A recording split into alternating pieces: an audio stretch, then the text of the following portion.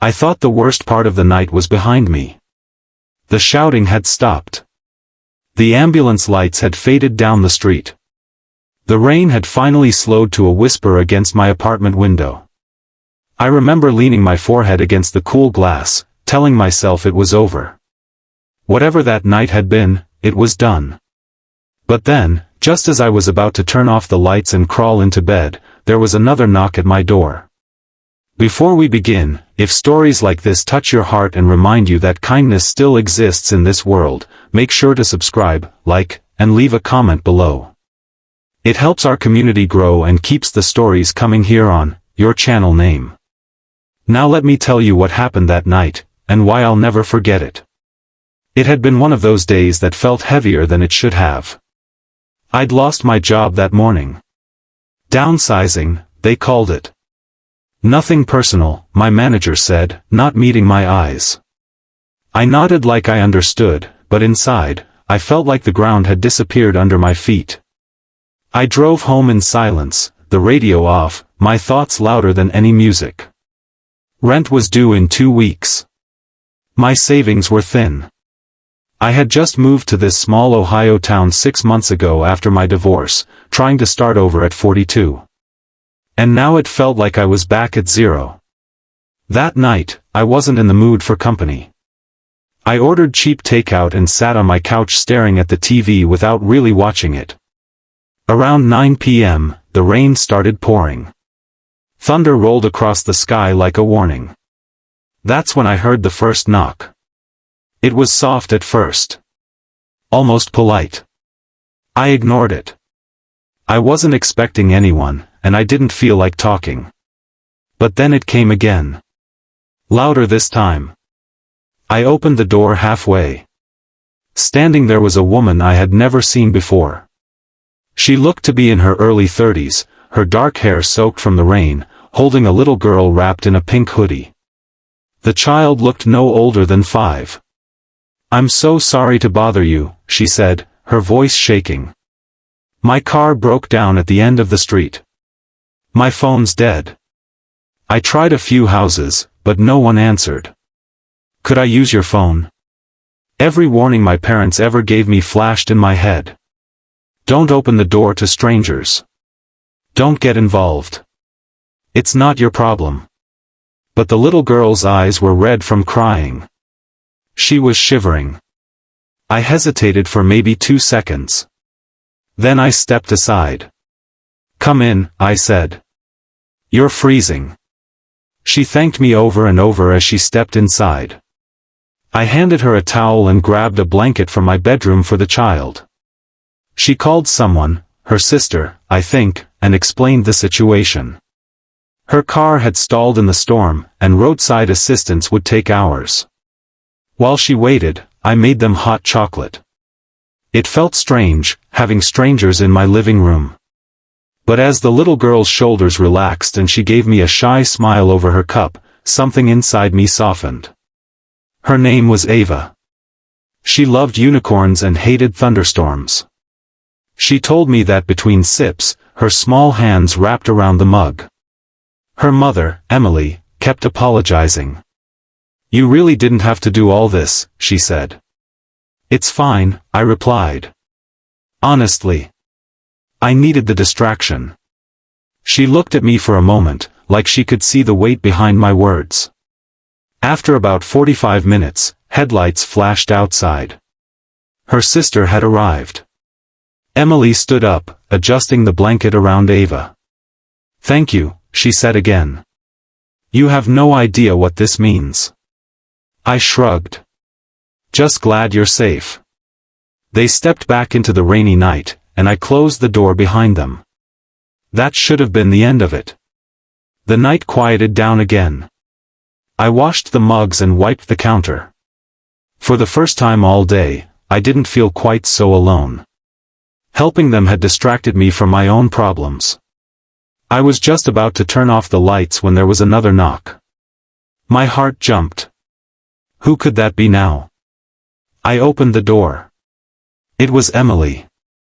She was standing there alone this time, rain dripping from her jacket, but she wasn't shivering anymore. She looked determined. "I'm sorry," she said quickly. "I know this is strange. But I couldn't leave without saying something." I stepped back, confused. "Is everything okay?" "Yes. Ava's safe. My sister's with her." She took a deep breath. "When you said you needed the distraction, I recognized that look in your eyes." I didn't know what to say. "My husband passed away last year," she continued softly. "Car accident. Out of nowhere. 1 minute everything was normal. The next, it wasn't." Her voice trembled, but she kept going. "I remember the nights after. How empty everything felt. People helped us. Strangers brought food. Neighbors checked in. And sometimes, just letting someone in, just letting someone help, was the only thing that kept me going." The rain tapped against the porch roof between us. "I don't know what you're going through," she said. "But I know that look. And I just wanted to tell you, it won't always feel this heavy." My throat tightened. I hadn't told her about losing my job. About the divorce. About the fear sitting in my chest like a brick. But somehow, she saw it anyway. "I lost my job today," I admitted. The words felt raw. "And I don't know what I'm going to do." She didn't offer empty promises. She didn't say everything would magically work out. Instead, she reached into her pocket and pulled out a small card. "I work at a community center downtown," she said. "We're always looking for people. Administrative work, event coordination, after-school programs. It's not glamorous, but it's steady. If you're interested, call this number tomorrow. Ask for me." I stared at the card in my hand like it was something fragile. "You don't even know me," I said. She gave a small smile. "You opened your door on a stormy night. That tells me enough." For a moment, neither of us spoke. The world felt very still. "Thank you," I finally whispered. She nodded. Sometimes kindness comes back faster than we expect. And then she walked down the steps and into the rain. I closed the door slowly, holding the card. I don't think I slept much that night. But for the first time in weeks, the fear wasn't the loudest thing in my head. Hope was. The next morning, I called the number. 2 weeks later, I started working at the community center. It wasn't just a job. It was a place filled with kids who needed mentors, seniors who needed company, families who needed support. Every day, I saw small acts of kindness ripple outward. A volunteer helping a child with homework. A retired teacher reading stories during after-school hours. Neighbors organizing food drives. And every time I walked through those doors, I remembered that stormy night. I kept thinking about how close I'd come to ignoring that first knock. How easy it would have been to pretend I wasn't home. If I had, Emily and Ava would have found help somewhere else, maybe. Or maybe not. But I know one thing for sure, I would have missed the reminder that I wasn't as alone as I felt. Months later, Ava and her mom came by the center for a family event. Ava ran up and hugged my legs before I could even say hello. "Mommy says you're the reason we're here today," she said proudly. I laughed. "I think your mom and I helped each other. And that's the truth. Kindness isn't always grand or dramatic. Sometimes it's just opening a door. Sharing a cup of hot chocolate. Seeing someone's pain and choosing not to look away." That night, I thought everything was falling apart. I thought the knock on my door was just an interruption. But it was an invitation. An invitation to connect. To care. To remember that even when life feels like it's closing in, there's still room to open up to someone else. We never know what someone else is carrying. The cashier who seems distracted. The neighbor who keeps to themselves.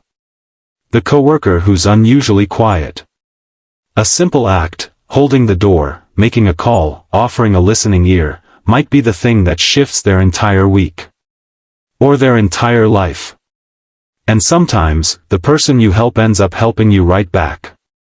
So the next time you hear a knock in your life, literal or not, pause before you turn away. That moment might feel small. It might feel inconvenient. But it could be the beginning of something that changes you.